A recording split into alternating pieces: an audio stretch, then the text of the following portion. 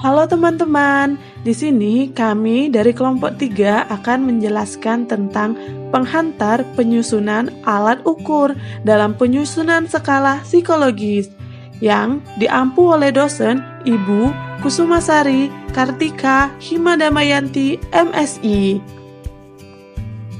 Perkenankan kami dari kelompok 3 memperkenalkan anggota dari kelompok 3. Ada Arifa Nurmamuda, Rahmat Syahputra, Deni Purnamasari, Sari, Mawarya Susanto, dan Hoirinisa Ringganis. Langsung saja, apa sih pengukuran psikologis itu? Pengukuran psikologis adalah pengukuran yang objeknya adalah gejala psikologis tertentu. Nah, selanjutnya ada jenis-jenis tes dalam psikologi. Jenis-jenis tes psikologis. Yang pertama, berdasarkan jenis tingkah laku yang diukur. Ada dua, yaitu maksimum performance test dan typical performance test. Contoh dari maksimum performance test adalah tes prestasi, tes kecerdasan, dan juga tes bakat. Sedangkan contoh dari typical performance test atau personality test adalah tes inventory dan tes proyeksi. Yang kedua, berdasarkan cara pengambilan atau administrasi, ada dua juga, yang pertama tes individual dan yang kedua tes kelompok. Tes individual yaitu dalam satu waktu diberikan hanya kepada satu peserta tes. Tes kelompok yaitu dalam satu waktu dapat diberikan kepada lebih dari satu peserta tes. Yang terakhir, berdasarkan batas waktu penyelesaian tugas. Ada dua juga, speed test dan power test. Speed test itu merupakan alat ukur yang item-itemnya relatif mudah, punya batas waktu singkat dan menekankan pada kecepatan dalam mengerjakan tugas. Power test adalah alat ukur yang item-itemnya punya derajat sukar, tidak ada batas waktu, dan lebih menekankan pada kemampuan menyelesaikan tugas. Selanjutnya yaitu prosedur pengukuran gejala psikologis menurut Crocker dan juga Algina. Ada beberapa macam prosedur pengukuran gejala psikologi. Yang pertama yaitu tingkah laku. Tingkah laku di sini maksudnya yaitu ungkapan atau ekspresi yang ditunjukkan oleh objek psikologis yang akan dilakukan pengukuran psikologis. Yang kedua yaitu psychological attribute, trait, atau konstruk. Mencari istilah-istilah di dalam psikologi dan merupakan objek dari pengukuran gejala psikologis yang melatar belakangi mengapa perilaku psikologis itu terjadi. Ketiga, yaitu definisi operasional atau indikator.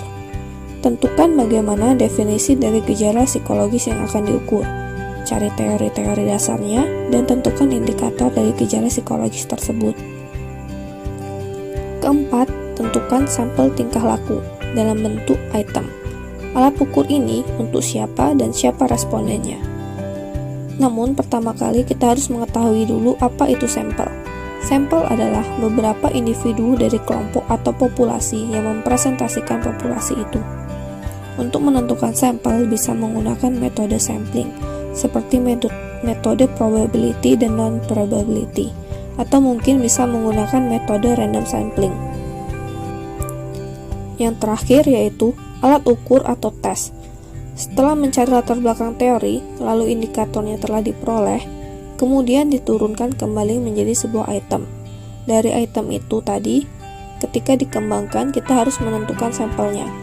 Alat ukur sudah jadi, setelah itu menentukan sampelnya yang pertama dilakukan yaitu melakukan uji keterbacaan dan uji coba alat ukur. Saat uji coba nanti, maka akan muncul skor validitas, reliabilitas, dan skor normalitas. Langkah-langkah penyusunan alat ukur psikologis. Yang pertama ada tes conceptualization. Dari fenomena yang ada, cari konstruksinya, kemudian cari latar belakang teorinya. Sebelum mencari latar belakang teori, cari terlebih dahulu permasalahannya. Jadi, ketika ingin menggunakan suatu konsep, itu sudah jelas latar belakangnya dan masalahnya apa. Mulai dari apa yang diukur, tujuan tesnya apa, apakah memang tes itu dibutuhkan, siapa yang menggunakan tes, dan kepada siapa tes itu akan diberikan. Yang kedua, tes construction. Setelah mencari latar belakang masalah, kemudian cari teorinya. kemudian cari indikator, lalu mencari item, dan setelah itu tentukan sampelnya. Saat membuat item, sesuaikan dengan format yang ditentukan sebelumnya, dan juga tentukan teknik penyekoran. Yang ketiga, tes tryout. Lakukan uji keterbacaan terlebih dahulu. Uji keterbacaan merupakan proses yang dilakukan sebelum melakukan pengambilan data lapangan dengan jumlah yang besar. Tujuannya yaitu untuk mendapatkan masukan terhadap kualitas item, kejelasan instruksi dan pengantar, jumlah item, kesesuaian antara indikator dan item, layout alat ukur, dan lama mengerjakan. Jumlah untuk uji keterbatasan sendiri tidak perlu banyak. Misalnya dari sampel yang ada cukup ambil 5 orang saja. Nah, dari 5 orang ini akan memberikan masukan seperti kalimat mana yang lebih efektif. Pentingkah item ini untuk dipertahankan atau sebaiknya dibuang? Lalu yang keempat ada item analisis. Setelah dilakukan tryout dan uji keterbacaan, selanjutnya melakukan uji analisis item. Uji analisis item untuk menentukan item mana yang perlu direvisi. Jika item tersebut sudah di atas 0,7 dan 0,3 itu berarti item tersebut tidak perlu untuk direvisi. Analisis item ini bisa dilakukan secara kualitatif dan kuantitatif. Analisis item bisa diperoleh setelah memperoleh data dari sampel yang cukup banyak. Untuk menentukan beberapa jumlah sampel yang digunakan, bisa menggunakan alat berupa G-Power dan juga rumus solving. Rumus solving dalam menentukan sampel adalah N sama dengan N per N2 plus 1. Misalnya, jumlah mahasiswa ada 125 per 125 dikali 0,05 pangkat 2 plus 1 sama dengan 95,23 dibulatkan menjadi 95.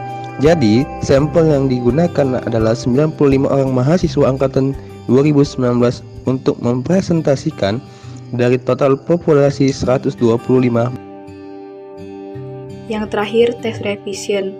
Tes revision ini hasil tes analisis item, kemudian item yang tidak valid dilakukan revisi terhadap tes. Setelah itu dilakukan kembali tryout hingga terpenuhi ciri-ciri tes yang baik. Terima kasih teman-teman sudah menonton video kami. Semoga teman-teman mengerti ya apa yang kami sampaikan. See you next video. Bye.